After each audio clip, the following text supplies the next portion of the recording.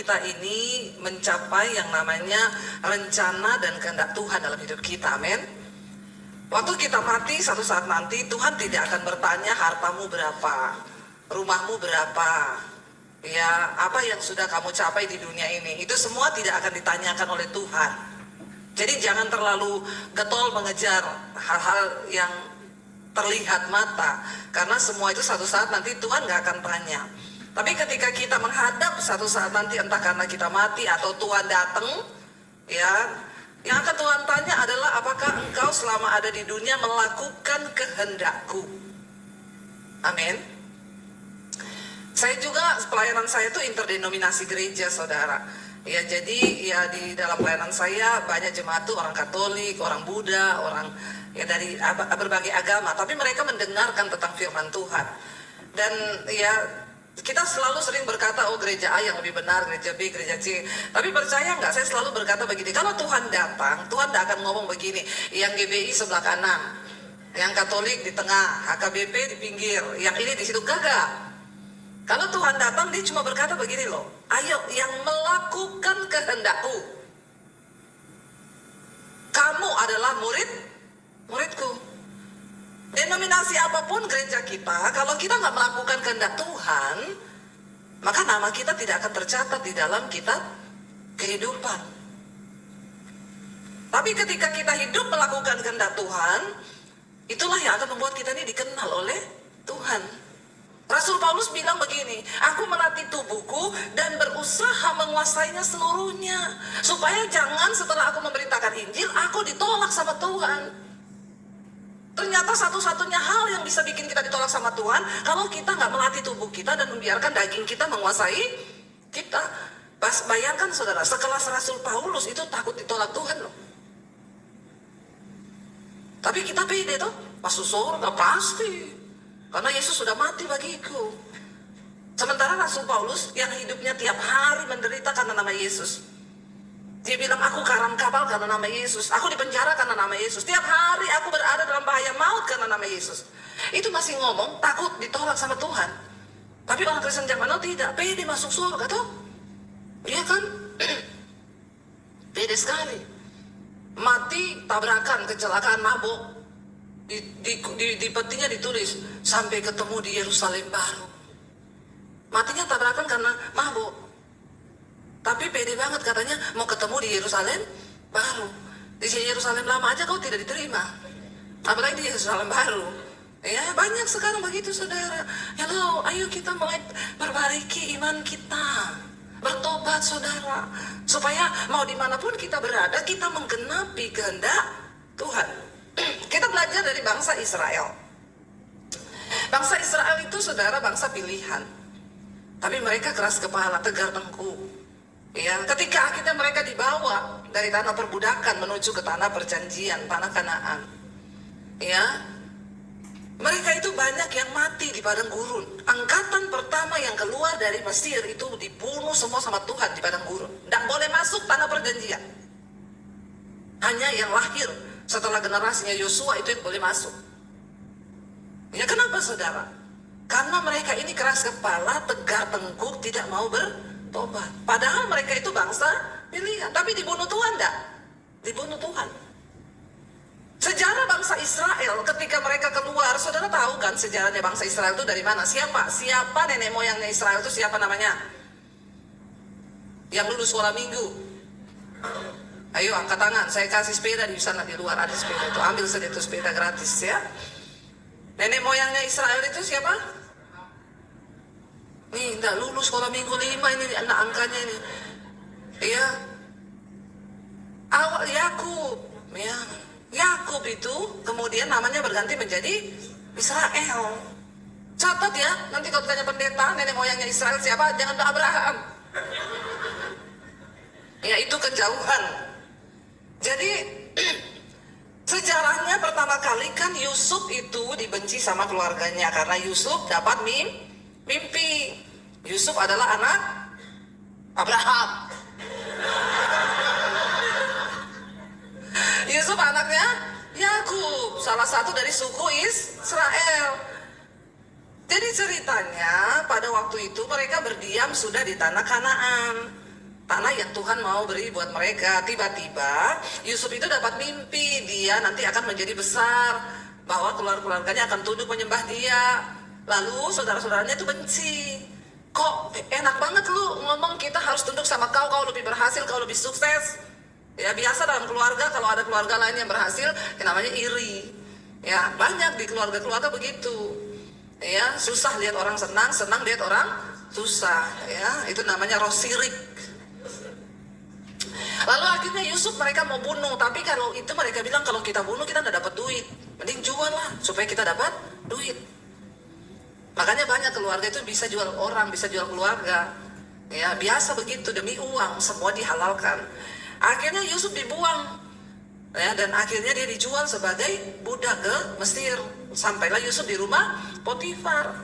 Tapi bagian dari drama tentang pembuangan Yusuf ini ternyata masuk dalam skenario Tuhan. Kalau hari ini kau dibuang, kau direndahkan, jangan takut, karena itu masuk dalam rencana Tuhan. Di dalam mereka itu akhirnya mencari kehendak Tuhan, dan kita tahu bersama akhirnya Yusuf itu dibuang ya ke Mesir, sampailah dia ke rumah Potifar. Di sana dia dihina, difitnah, akhirnya sama tante Potifar ya, yang adalah juga tante girang. Ya, ini tante Potifar ini tante girang memang ya. Dia suka sama cowok ganteng yang muda, berondong kalau bahasa Indonesia. Ya, nggak tahu bahasa sini itu apa. Tapi akhirnya dia difitnah karena dia menolak berbuat dosa. Ya, akhirnya Yusuf difitnah, katanya dia itu gini-gini mau memperkosa tante Potifar. Dan Yusuf, sebenarnya orang Alkitab berkata, karena Yusuf hidup benar, hidup kudus, taat sama Tuhan, sehingga Potifar mempercayai dia dalam segala hal. Dan waktu itu kan Potifar sebenarnya tahu hidup Yusuf ini benar, baik, makanya dia kasih kepercayaan. Dan saya juga tahu, pastilah Yusuf tahu siapa istrinya kan. Yang paling tahu istri itu siapa?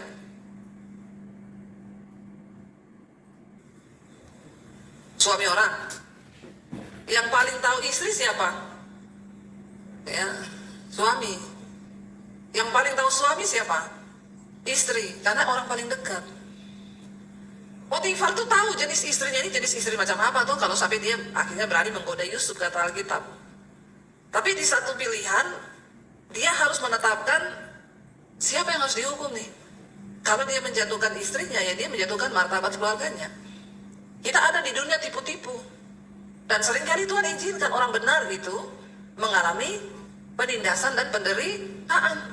Potifar tahu banget siapa yang berdosa. Dia kenal siapa istrinya ini jadi tante girang yang gak bisa lihat cowok ganteng. Dia juga tahu siapa Yusuf, orang benar yang hidup taat sama Tuhan.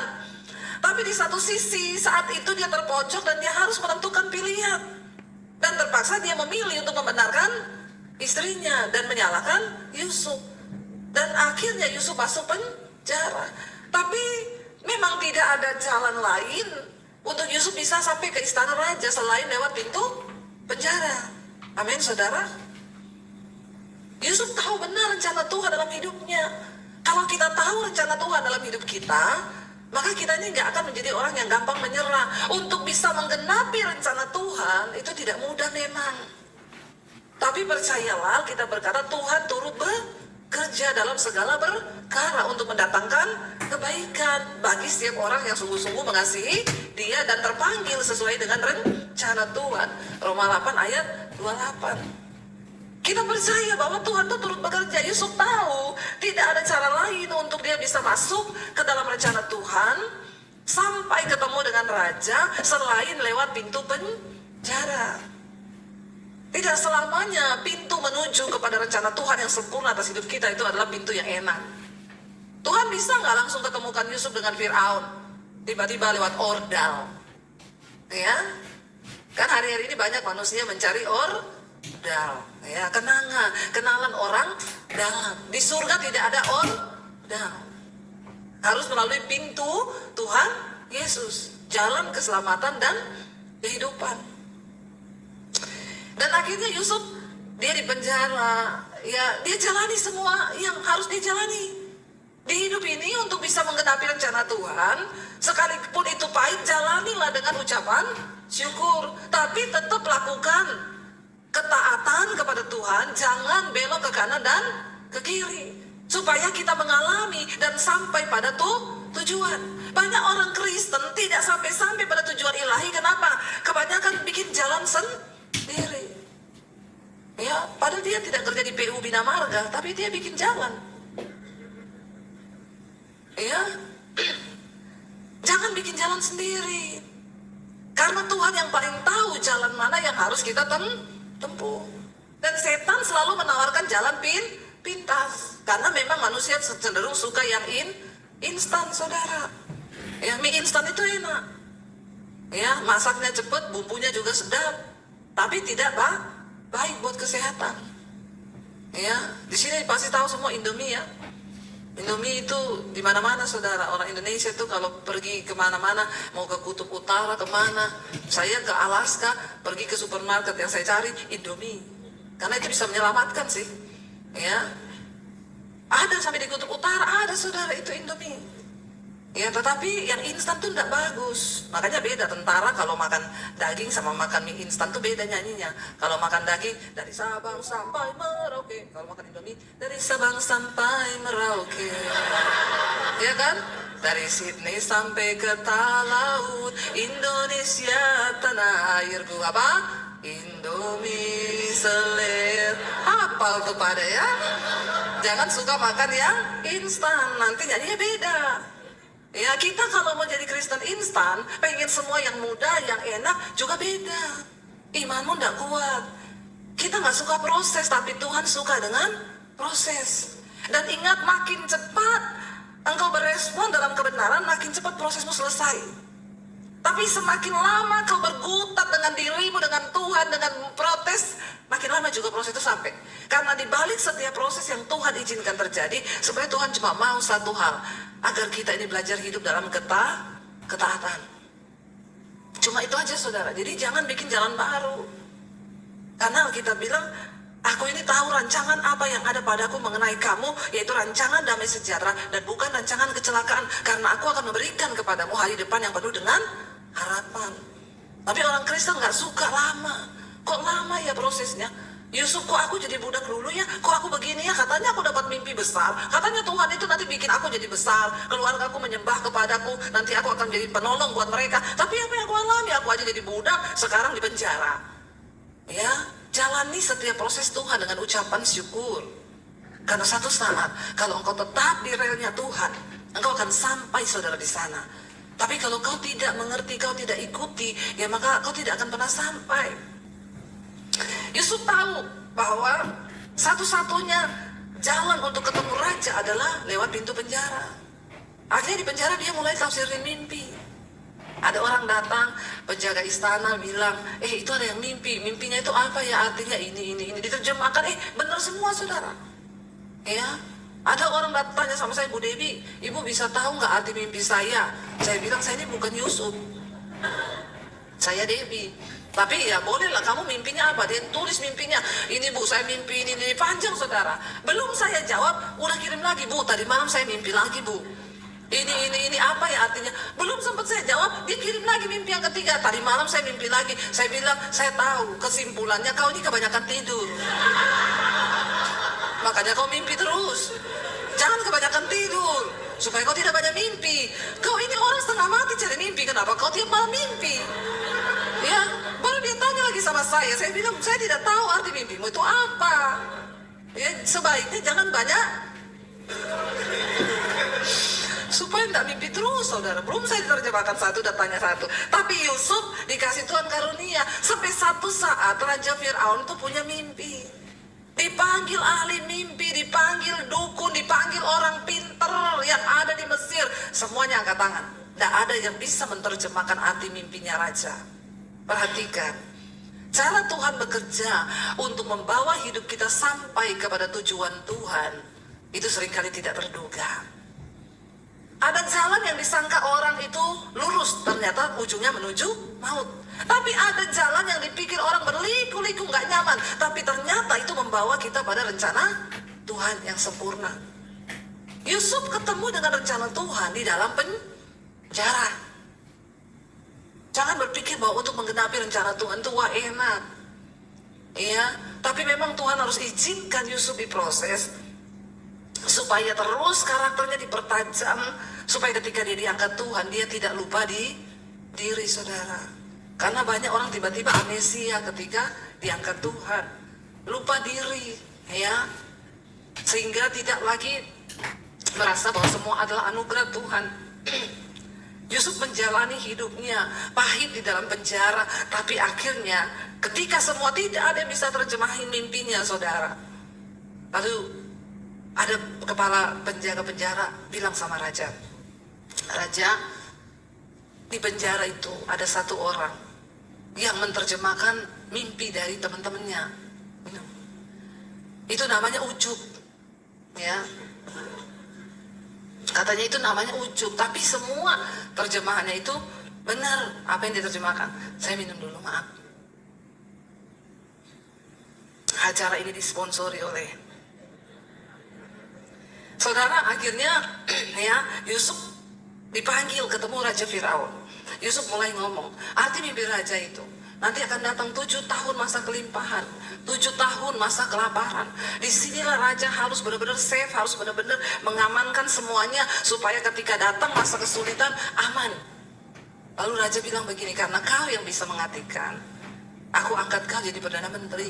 Kau yang bikin strategi. Saudara, ketika Tuhan mengangkat seseorang, itu kayaknya gampang banget ya. Bayangkan untuk jadi Perdana Menteri di Mesir, itu nggak gampang loh. Harus jadi anggota dewan dulu, ya toh, keluarin duit banyak dulu toh, untuk sogok kanan kiri kan, kampanye toh. Wah, untuk kampanye itu jadi wakil rakyat tak gampang loh. Tapi kalau tunjangannya naik 50 juta per bulan sih mau sih ya, siapa yang nggak mau ya. Itu nggak gampang. Untuk dapat jabatan itu, orang harus punya pendidikan tinggi dulu. Dia harus sekolah dulu, S1, S2, S3, S4, S21 kayak Samsung, S23. Ya, kalau ditempuh lewat jalur normal manusia. Tapi ikut Tuhan, mengalir dalam rencana Tuhan, itu seringkali ada jalan-jalan yang Tuhan tuh bisa bersingkat, yang orang nggak mengerti. Tiba-tiba ketika kita ada di situ, kenapa bisa jadi begini ya? Kok seperti mimpi? Tuhan buat itu seperti mimpi. Tiba-tiba aku ada di tempat yang seperti ini. Karena itu saudara, tetap andalkan Tuhan dalam hidupmu. Ada banyak perkara dalam hidup kita yang tidak hanya bisa terjadi dengan akal logika manusia, yang tidak hanya bisa terjadi lewat ya prosedur manusia. Kalau Tuhan bekerja, ada banyak hal-hal yang bisa terjadi secara supranatural, yang di luar akal logika manusia. Saudara masih percaya mujizat enggak? Masih kan? Jangan sampai kalau udah tinggal di luar negeri udah gak percaya mujizat loh. Banyak orang begitu. Ya, anak-anak sekolah minggu sekarang karena sudah teknologi canggih, mainnya handphone, ya masih bayi aja sudah kalau lihat anak-anak sekarang di kereta itu, saudara, makanya dia nggak ada suara anak nangis sekarang yang gini. Itu maknya juga kasih dia jadi begitu tuh. Anak masih bayi udah dikasih handphone, maknya pengen tenang toh. Supaya anak ini tenang, kasih aja handphone. Kau sudah meracuni anakmu, stop. Ya, akhirnya anak-anak sekarang banyak nggak percaya Tuhan. Ya, karena apa? Gurunya Google, gurunya AI. Ya, sekarang yang mengajar mereka itu. Jadi ada guru sekolah minggu, saudara, mengajar di Jakarta, ini bukan di sini. Anaknya pulang, mamanya tanya, tadi belajar apa di sekolah? Tadi guru sekolah minggunya cerita, mah apa? Tahu nggak? Waktu itu Musa bawa bangsa Israel keluar kan dari Mesir, terus di depan ada laut, mah. Terus Musa ambil handphone, terus Musa telepon tentara, terus dibawa helikopter, mah. Terus akhirnya diseberangkan bangsa Israel, diangkut pakai helikopter. Mamanya bilang, nggak ada loh cerita di Alkitab kayak begitu. Terus anaknya bilang begini, hello, Mom please deh, gue ceritain lu yang masuk akal aja lu nggak percaya. Apalagi kalau gue cerita yang diceritain sama guru sekolah minggu itu, hello. Kira-kira lu mau percaya gitu? Di depan ada laut, terus Musa ambil tongkat, terus Musa membentangkan tongkatnya, terus laut itu terbelah jadi jalan. Hello, ini terjadi, saudara. Banyak anak-anak sekarang sudah nggak percaya dengan mujizat. Mereka nggak percaya dengan hal-hal supranatural, karena sekarang guru mereka itu handphone, AI, Google, semua masuk akal. Kalau orang tua tidak mengerti firman dan tidak mengajarkan mereka pada firman Tuhan, ini bahaya. Ya, di sekolah minggu juga satu kali ada anak namanya Yosua. Dia lari dari sekolah minggu keluar ke papanya nangis. Pak, kenapa kamu Yosua nangis? Aku dituduh sama ibu sekolah minggu, sama semua teman-teman nuduh aku, ketawain aku. Kenapa? Katanya aku robohkan tembok Yeriko. Terus papanya ngomong, hah? Mamanya bilang, tapi kamu gak lakukan itu kan, Yos? Yosua bilang, kagak lama, aku kan dari tadi cuma duduk di sekolah minggu, aku gak ngapa-ngapain. Papanya bilang, ya ampun Ma, kayak gitu aja ribut. Tanya kerugiannya berapa, Papa bangun lagi. Gara-gara dia pengusaha properti, saudara. Tapi Oon gak ngerti Alkitab.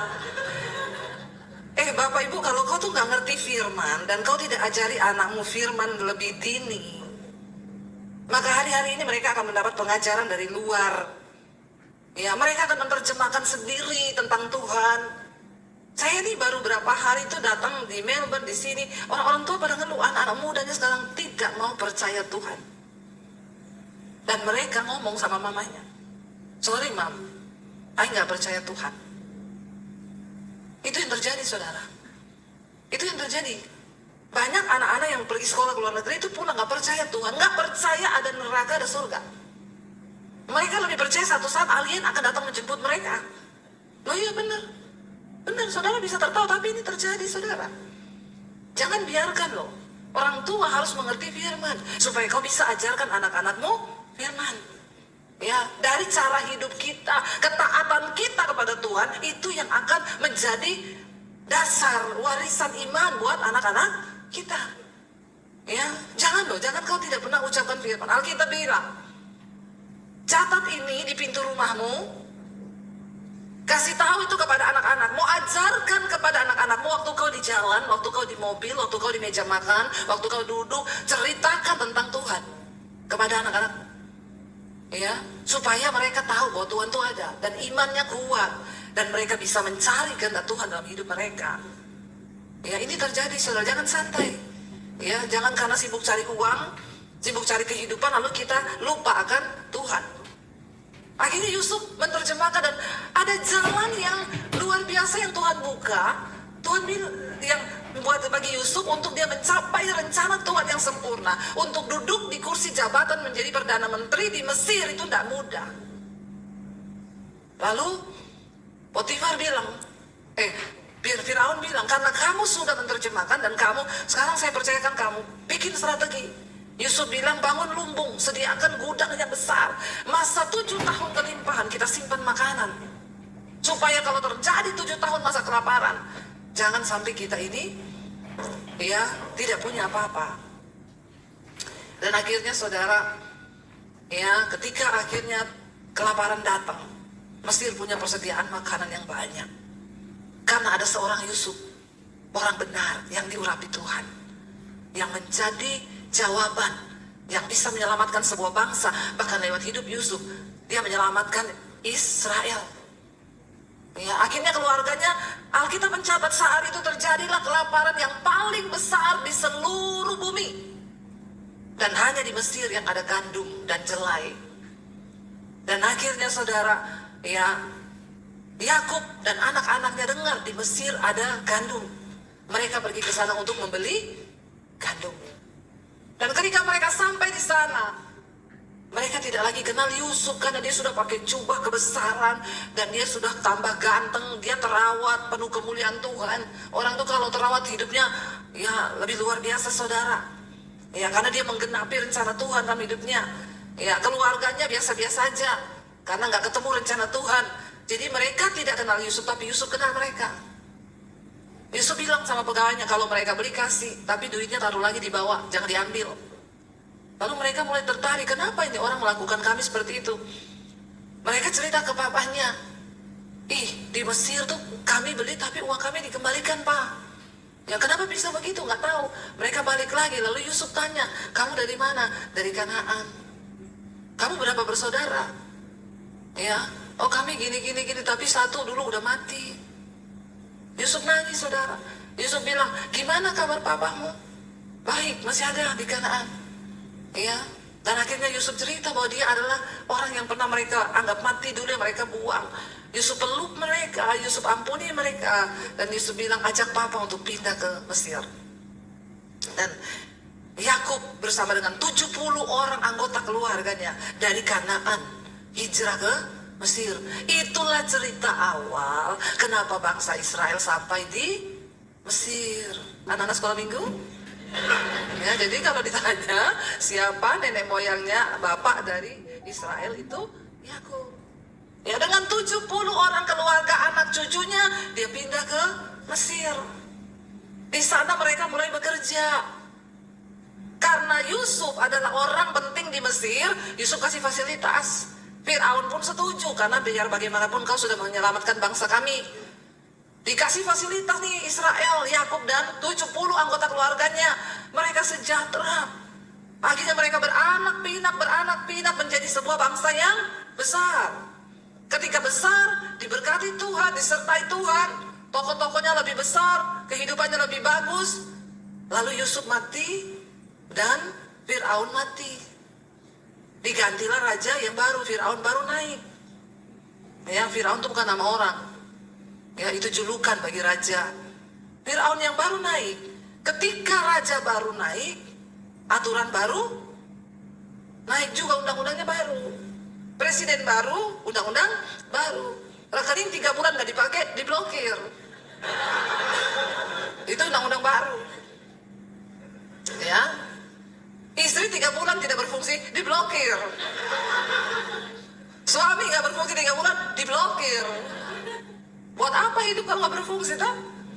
Ya, ternyata banyak rekening tidur di Indonesia itu. Ya, rekening cuci uang, cuci baju, ya, yang bisnisnya laundry, itu banyak. Ya, saya sempat takut, aduh, ada rekening saya 6 bulan gak aktif tuh, gak pernah saya pakai. Isinya 2 juta stok sih. 2.000, berapa? 200 ya, $200. Tapi kan lumayan toh, bisa buat beli seblak di Indonesia ya. Jadi ya akhirnya aturan baru naik. Tiba-tiba raja mengeluarkan perintah untuk mereka semua dibawa dalam perbudakan kerja paksa. Tapi itu ceritanya lain lagi, nanti bersambung. Hanya sampai di Yusuf saja. Saudara, kalau kita melihat bagaimana Tuhan itu ya bekerja untuk kita ini bisa menggenapi rencana Tuhan. Saya percaya setiap kita punya rencana Tuhan secara spesifik pribadi-pribadi, dan kita harus mencapai itu. Ya, tapi ketika kita mau mencapai itu memang tidak enak, saudara, dan itu tidak mudah. Tapi percayalah Tuhan itu akan turut bekerja. Coba kita baca 1 Petrus pasal yang pertama, ayat yang ketiga sampai ayat yang ketujuh. 1 Petrus 1 ayat 3 sampai ayat 7, firman Tuhan berkata di sana begini, saudara. Ya, 1 Petrus 1 ayat 3 sampai 7. Terpujilah Allah dan Bapa Tuhan kita Yesus Kristus, ya. Oke. Yang apa? Yang karena rahmatnya yang besar telah melahirkan kita kembali oleh kebangkitan Yesus Kristus dari antara orang mati, kepada suatu hidup yang apa? Penuh pengharapan untuk menerima satu bagian yang tidak dapat binasa, yang tidak dapat cemar, yang tidak dapat layu, yang tersimpan di sorga bagi kamu. Kita ini bersyukur karena kematian dan kebangkitan Kristus. Kita dibawa kepada satu kehidupan yang penuh pengharapan, saudara. Ya, itu buat siapa? Ya, itu bagi kamu yang dipelihara dalam kekuatan Allah karena imanmu, sementara kamu menantikan keselamatan yang telah tersedia untuk dinyatakan pada zaman akhir. Kita tuh masih menantikan sampai akhir zaman, ya, pengadilan Kristus, baru di situ benar-benar keselamatan itu akan dinyatakan. Jadi jangan terlalu pede dulu, sekarang sudah masuk surga. Ya, supaya tidak nyaman hidup ini dan tidak ada keinginan untuk berbenah diri. Ayo terus berbenah. Ya.